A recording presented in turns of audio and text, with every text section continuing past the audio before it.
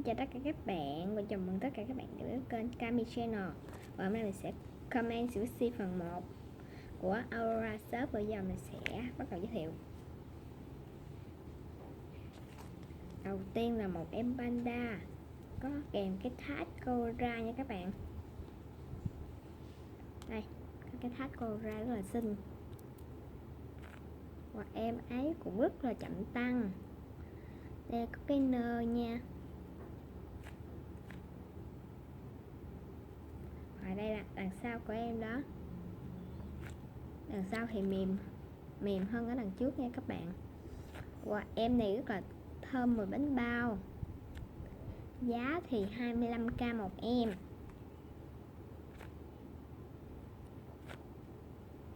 Tiếp theo là một em bánh bao với giá 25k. Và đây cũng có kèm cái tag của Aurora nha.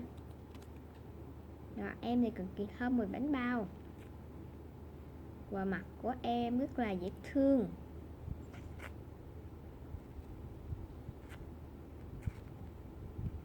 Em này mình nghĩ các bạn nên mua về và chơi thử nha, tại vì em nó rất là mềm.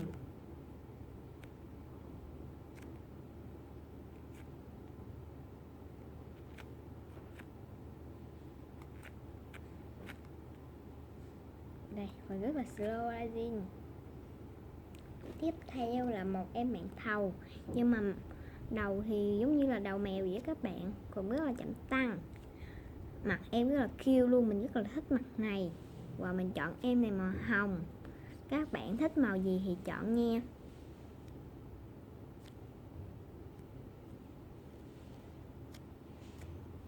Đây, rất là slow. Và em này mình mua với giá là 20k nha. Em này cũng rất là thơm mùi bánh bao luôn á.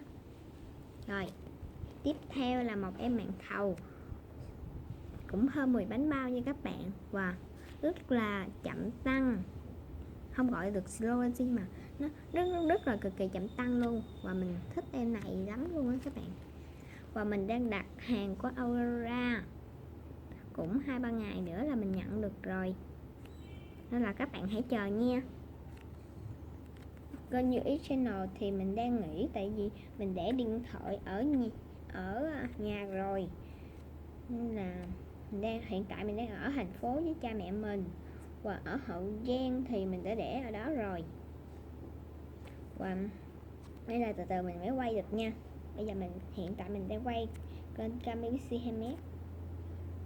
Đây, em này mình mua với giá là 17. Và mặt em cũng rất là cute luôn nha các bạn. Đây, rất là cute và rất là chậm tăng. Tiếp theo là một em đào tím này. Đây, có cái lá nhỏ xíu à, dễ thương quá à. Đây. Và cũng hơi chậm tăng. Và cực kỳ thơm mùi trà đào. Mình nghĩ các bạn nên mua em này chứ đừng có mua em to làm chi. Nhưng mà nhiều bạn rất là thích em to, tại vì em to rất là super chậm tăng. Nhưng mà mình thích em nhỏ hơn em to à. Đây, rất là chậm tăng. Tiếp theo em này 25k nha các bạn. Là một em này 55k và rất là cực kỳ thơm mùi kẹo dâu và rất là đẹp, 3 tầng luôn. Đây nha, rất là chậm tăng. Cảm ơn các bạn đã xem video này. Đừng quên nhấn cho mình một like to và ấn like nha. Bây giờ thì xin chào và hẹn gặp lại. Bye.